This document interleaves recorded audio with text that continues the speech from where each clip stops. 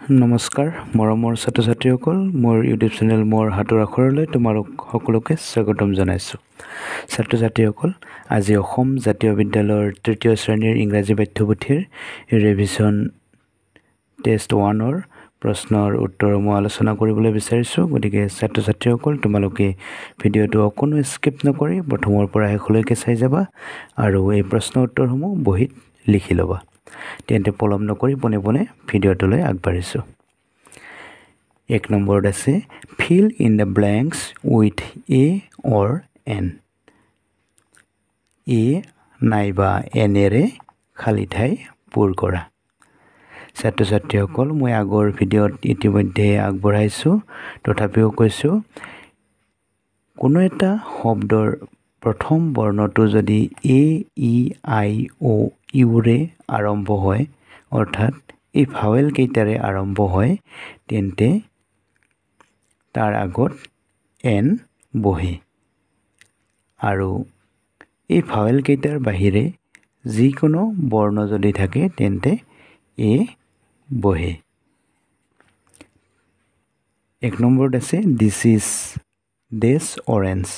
ইয়াৰে অৰেঞ্জ শব্দটোৰ প্ৰথম বৰ্ণটো যিহেতু অ'ৰে আৰম্ভ হৈছে আৰু অ'টো ভাৱেল, গতিকে অৰেঞ্জৰ আগত খালী ঠাইত আমি এন বহুৱাম, অৰ্থাৎ দিছ ইজ এন অৰেঞ্জ, এইটো এটা কমলা। 2 নম্বৰত আছে হি হেজ ডেছ বাইচাইকেল। ইয়াৰে বাইচাইকেল শব্দটোৰ প্ৰথম বৰ্ণটো বি আৰু এই বিটো ভাৱেল নহয়, গতিকে ইয়াৰ আগত এ বহিব, অৰ্থাৎ হি হেজ এ বাইচাইকেল, তেওঁৰ এখন চাইকেল আছে। 3 নম্বৰত আছে my grandfather is dash old man. ইয়াৰে অল্ড মেন, অল্ডৰ প্ৰথম বৰ্ণটো অ'টো যিহেতু ভাৱেল, গতিকে অল্ড মেনৰ আগত এন বহিব, অৰ্থাৎ my grandfather is an old man, মোৰ ককা এজন বুঢ়া মানুহ। 4 নম্বৰত আছে আই ছ ডেছ আউল ইন ডেট ট্ৰী। ইয়াৰে আউল শব্দটোৰ আগত এন বহিব, কিয়নো আউল শব্দটোৰ প্ৰথম বৰ্ণটো অ'টো ভাৱেল, গতিকে ইয়াতে এন বহিব, অৰ্থাৎ আই ছ এন আউল ইন ডেট ট্ৰী, মই দেখিছ এটা ফেঁচা ইন ডেট ট্ৰী, সেই গছডালত। 5 নম্বৰ they have this small garden in front of their house. ইয়াতে স্মলৰ এছটো যিহেতু ভাৱেল নহয়, গতিকে স্মলৰ আগত এ বহিব, অৰ্থাৎ they have a small garden in front of their house, সিহঁতৰ এখন সৰু বাগিচা আছে। ক'ত আছে? In front of their house, সিহঁতৰ ঘৰৰ সন্মুখত। এতিয়া 2 নম্বৰলৈ আহা, circle the nouns in the following sentences. তলত দিয়া নাউন মানে হ'ল বিশেষ্য, তলত দিয়া এই নাউন বা বিশেষ্যবোৰৰ চাৰ্কেল মানে গোল চিন দিব লাগে। সাধাৰণতে নাউন বা বিশেষ্য বুলি ক'লে যিকোনো মানুহৰ নাম, জন্তুৰ নাম, বস্তুৰ নাম আদি বুজোৱা শব্দক বুজায়। যেনে ৰাম এজন ভাল ল'ৰা, ইয়াতে ৰামটো হ'ব নাউন আৰু ল'ৰাটো হ'ব নাউন। ঠিক তেনেকৈ যদুৰ এখন চাইকেল আছে, ইয়াতে যদুটো হ'ব নাউন আৰু চাইকেলখন এটা নাউন হ'ব, কাৰণ চাইকেলটো এটা বস্তুৰ নামক বুজাইছে আৰু যদুটো এটা ল'ৰাৰ নাম বুজাইছে বা মানুহৰ নামক বুজাইছে। 1 নম্বৰত আছে দ'জ আৰ মাৰ্বলছ। ইয়াতে মাৰ্বলছটো হ'ল নাউন্স, গতিকে মাৰ্বলছত আমি গোল চিন দিম। 2 নম্বৰত আছে Robin has a blue shirt. ইয়াতে চাৰ্টটো হ'ল নাউন, গতিকে চাৰ্টত আমি গোল চিন দিম।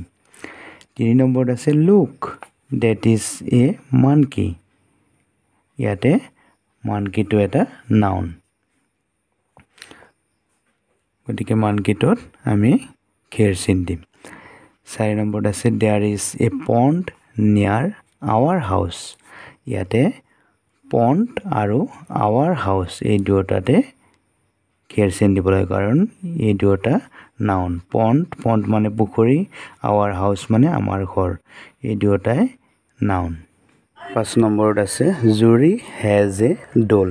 ইয়াৰে Juri আৰু doll টো noun হ'ব কাৰণ Juri মানুহৰ নাম আৰু doll এটা বস্তুৰ নাম.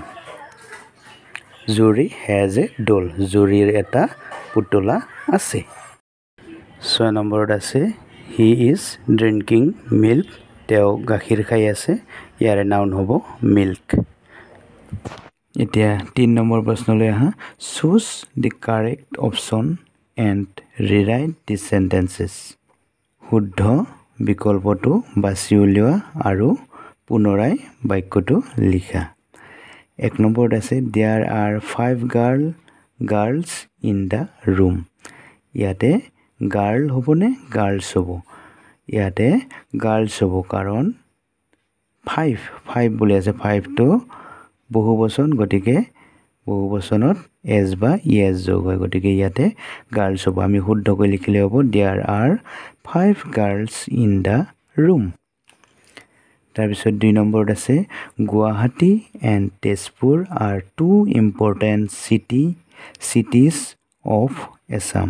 ইয়াতে cities হ'ব কাৰণ Guwahati and Tezpur are 2 বুলি কৈছে, দুখন, গতিকে ইয়াতে দুখন হ'লে বহুবচন হ'ব, গতিকে ইয়াতে cities হ'ব. বাক্যটো আমি শুদ্ধকৈ লিখিলে হ'ব Guwahati and Tezpur are 2 important cities of Assam. Guwahati আৰু তেজপুৰ দুখন গুৰুত্বপূৰ্ণ চহৰ of Assam, অসমৰ. তাৰপিছত 3 নম্বৰলৈ আহা I see a parrots in the tree. ইয়াতে এ বুলি কৈছে, এ মানে এটা, গতিকে ইয়াতে parrot হ'ব. আমি শুদ্ধকৈ লিখিলে হ'ব I see a parrot in the tree. মই গছডালত এটা ভাটৌ দেখিছোঁ. 4 নম্বৰত আছে the police caught the 4 thieves. ইয়াতে thieves হ'ব কাৰণ 4 আছে, 4 টো বহুবচন, গতিকে বহুবচনত s বা es যোগ হয়. আমি শুদ্ধকৈ লিখিলে হ'ব the police caught the 4 thieves.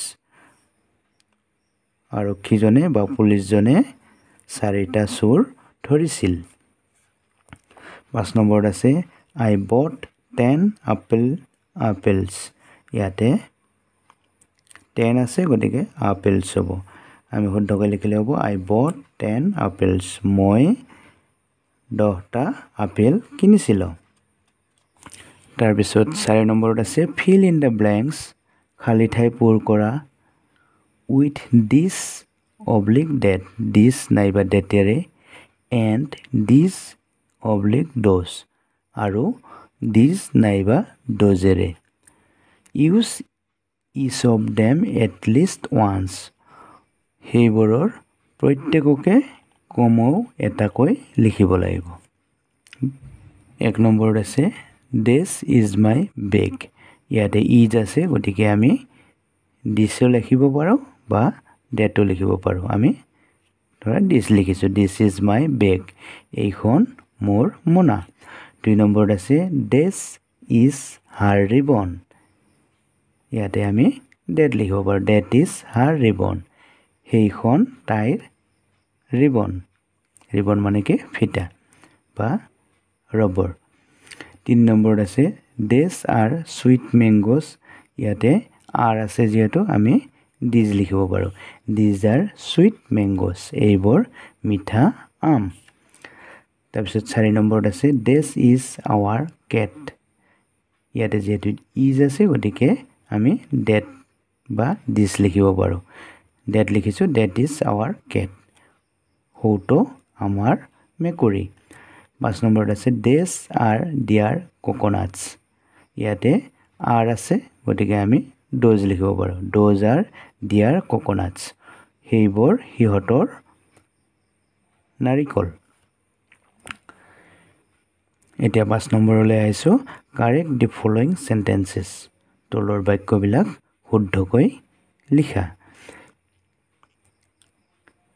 1 নম্বৰত আছে আই হ্যাভ টু পেন্সিল ইয়াতে যেহেতু টু আছে গতিকে আমি শুদ্ধকৈ লিখিলে হ'ব আই হ্যাভ টু পেন্সিলস 2 নম্বৰত আছে Mrinal has a younger brothers ইয়াতে যেহেতু এ আছে গতিকে আমি লিখিলে হ'ব Mrinal has a younger brother 3 number she is a good girl ইয়াতেও এ আছে গতিকে আমি শুদ্ধকৈ লিখিলে হ'ব she is a good girl তাৰপিছত 4 নম্বৰত আছে Bimal and Biman are cousin ইয়াতে যেহেতু দুজনৰ কথা কৈছে আৰ আছে গতিকে আমি শুদ্ধকৈ লিখিলে হ'ব Bimal and Biman are cousins Bimal আৰু বিমান সম্পৰ্কীয় ভাই বা জেঠা খুৰাকৰ ভাই 5 number he has many kite এটো শুদ্ধকৈ লিখিলে হ'ব যেহেতু many আছে গতিকে আমি kites লিখিব লাগিব he has many kites তেওঁৰ বহুত চিলা আছে 6 নম্বৰত আছে that is my toys এটো শুদ্ধকৈ লিখিলে হ'ব that is my toy হৌটো মোৰ পুতলা ইয়াতে যেহেতু হৌটো মানে এটাক বুজাইছে গতিকে এটো টয় হ'ব 7 নম্বৰত আছে those is his toys ইয়াতে যেহেতু those আছে গতিকে those ৰ লগত are হ'ব অৰ্থাৎ those are his toys হৌবোৰ তেওঁৰ পুতলা 8 নম্বৰত আছে these are a clock this ৰ লগত are নবহে গতিকে আমি শুদ্ধকৈ লিখিলে হ'ব this is a clock এইটো এটা ঘড়ী 9 নম্বৰত আছে this is her dolls ইয়াতেও this আছে গতিকে this ৰ লগত is নবহে this ৰ লগত are বহে আমি শুদ্ধকৈ লিখিলে হ'ব these are her dolls এইবোৰ তাইৰ পুতলা 10 নম্বৰত আছে I have a toy cars এটো শুদ্ধকৈ লিখিলে হ'ব I have a toy car কাৰণ a আছে a থাকিলে s যোগ নহয় গতিকে I have a toy car মোৰ এটা পুতলাৰ গাড়ী আছে মৰমৰ ছাত্ৰ-ছাত্ৰীসকল এয়া আছিল ৰিভিজন টেষ্ট 1 ৰ প্ৰশ্নৰ উত্তৰ গতিকে ছাত্ৰ-ছাত্ৰীসকল ভিডিওটো কেনেকুৱা পালা যদি ভাল লাগিলে তেন্তে লাইক কমেন্ট কৰিবা আৰু যিসকলে মোৰ চেনেলটোলৈ নতুনকৈ আহিছে অনুগ্ৰহ কৰি চেনেলটো সাবস্ক্ৰাইব কৰি কাষত থকা বেল আইকনটো প্ৰেছ কৰিবা যাতে মই দিয়া পৰৱৰ্তী ভিডিওবোৰ তোমালোকৰ নটিফিকেশ্যনত গৈ পায় ভিডিওটো চোৱাৰ বাবে ধন্যবাদ পুনৰ লগ পাম আৰু নতুন ভিডিওলৈ ধন্যবাদ